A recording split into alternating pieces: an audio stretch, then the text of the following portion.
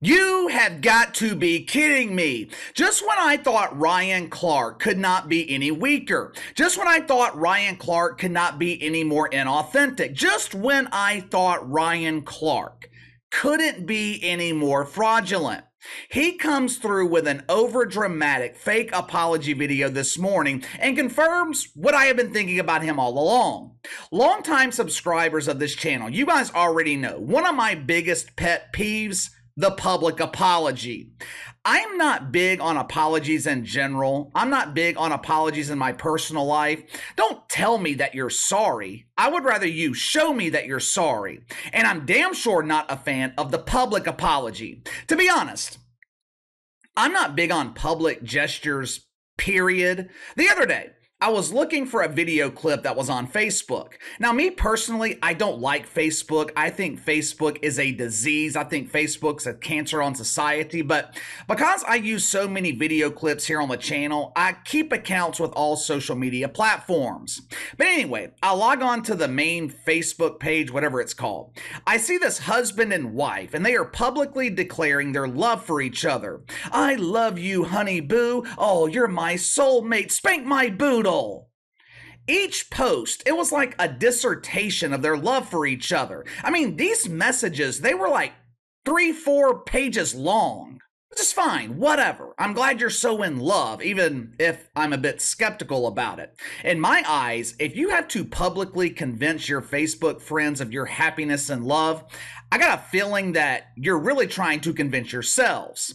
If I want my girlfriend to know how much I love her, I'm not getting on social media to express my love to the world. I'll walk down the fucking hallway and tell her myself.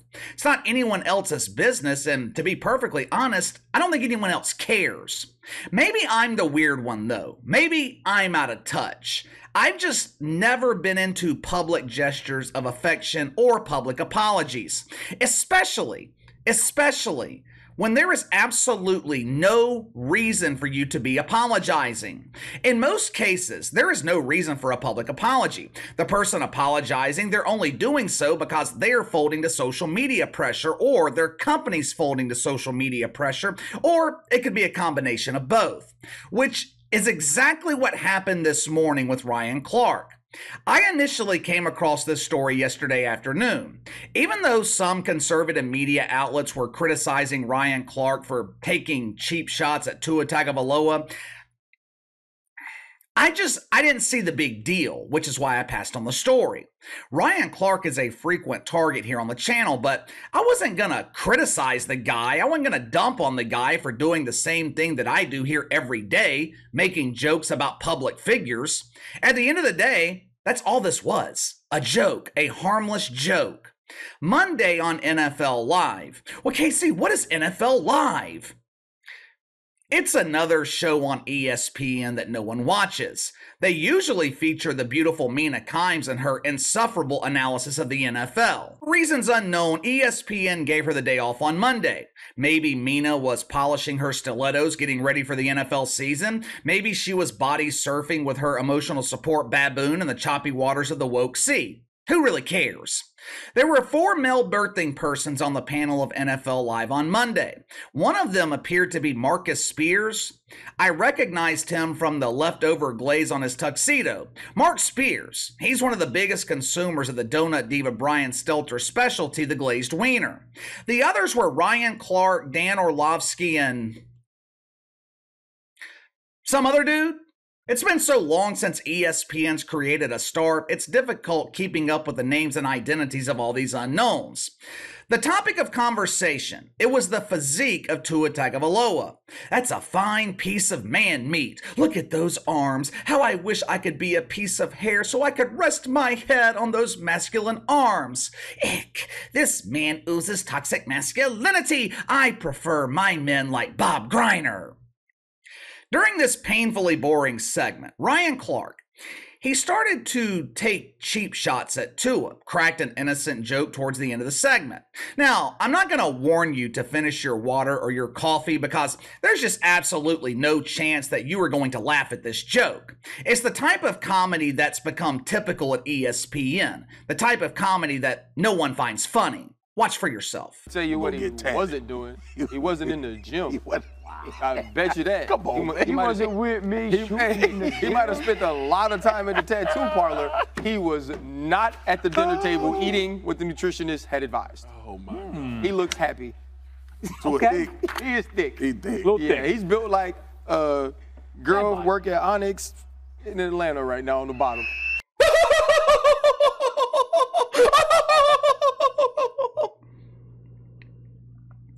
Let me ask you something. Were you offended by that? Were you emotionally triggered? Did this cause you to grab your emotional support shovel and unleash your fake outrage? Here's the thing. Not even Tua was offended by the stripper joke. Now, he did have a little bit of a problem with Ryan Clark insinuating that he wasn't putting in work during the offseason, but other than that, Tua simply wrote this off as some shitfuck at ESPN talking out of his ass. Case closed, right? Nothing left to see here, right? This is the reason I didn't cover this story yesterday. There's really nothing to talk about. Ryan Clark made some insinuations with no basis in fact, and to be completely fair to Ryan Clark, that is his job. He is paid to give his analysis of the NFL. He is paid to tell ESPN's dwindling audience what he sees on the field. Yesterday afternoon, this story was in the mainstream news cycle for, I don't know, maybe an hour. There were a handful of emotional men expressing their fake outrage on Twitter. The same emotional men who believe they can fornicate with a tire iron and conceive a set of Michelins. But other than that, no one else cared about this, except for Ryan Clark. The beta of all betas saw the reaction from Tua Tagovailoa. He was immediately hit with feelings of sensitivity and regret. Oh no, I caused a negative reaction. I hurt someone's feelings. Oh, feelings, nothing more than feelings. How I wish I was feeling embraced by woke hugs. Ryan Clark couldn't sleep last night. He was tossing and turning. His inflatable spouse was starting to get agitated. Ryan Clark was nervous. He thought he was going to be officially charged with a violation of the woke commandments. After hours and hours of restlessness, Ryan Clark gets out of bed this morning, puts the preparation H on his toothbrush, and he brushes his teeth.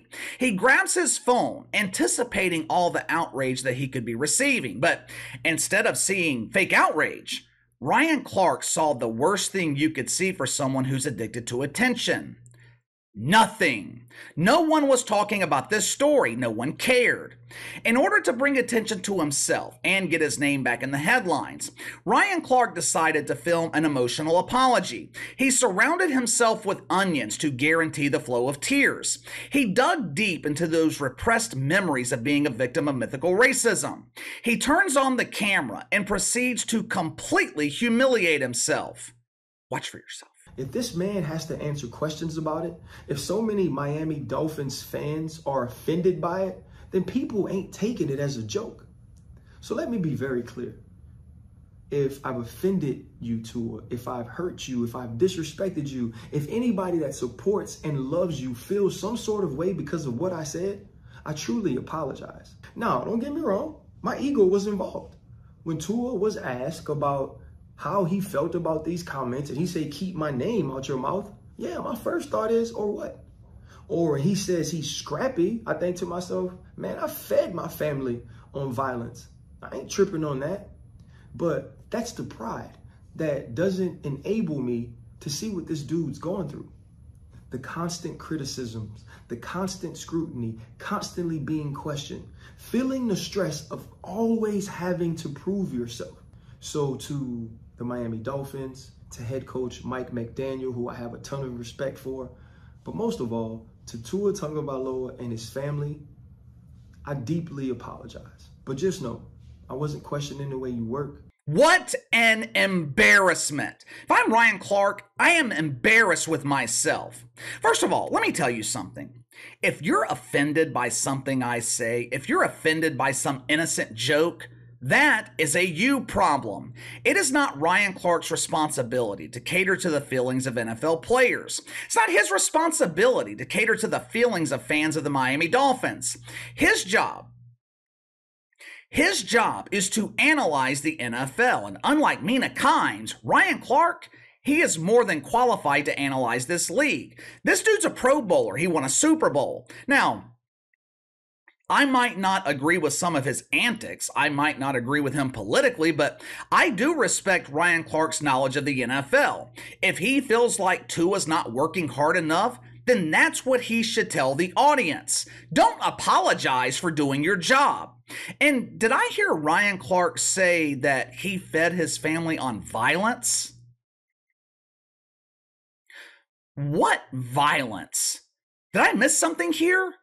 Did I miss Ryan Clark being initiated into a street gang?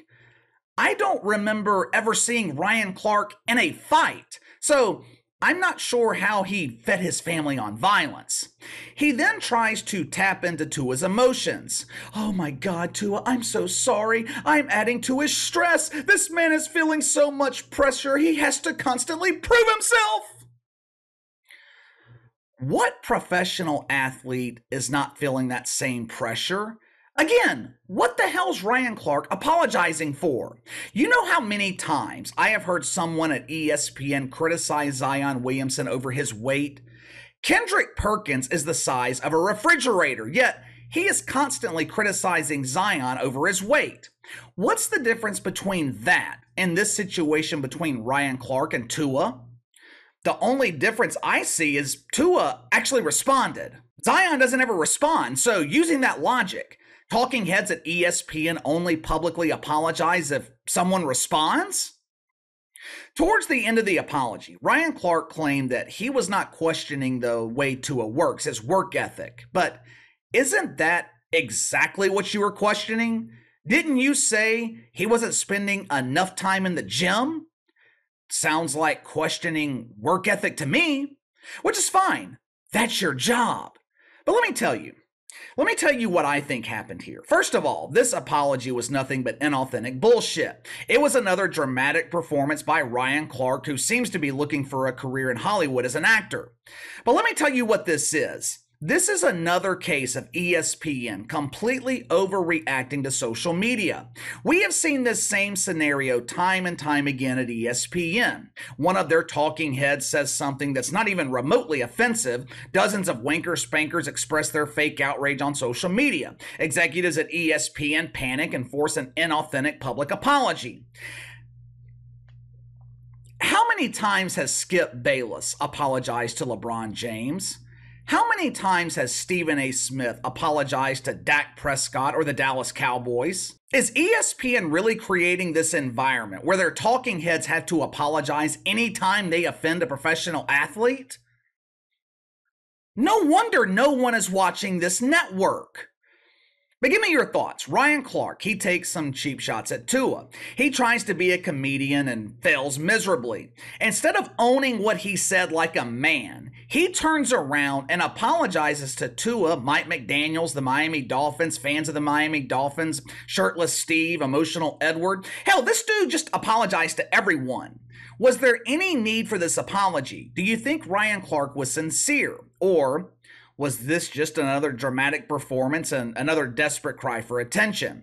You let me know. Sound off in the comments below. Make sure to like and subscribe. Click the notification bell to receive all notifications from the channel. Best way to contact me is by email at btlkc84@gmail.com, KC_BTL84 on Twitter. I'll see you guys tomorrow.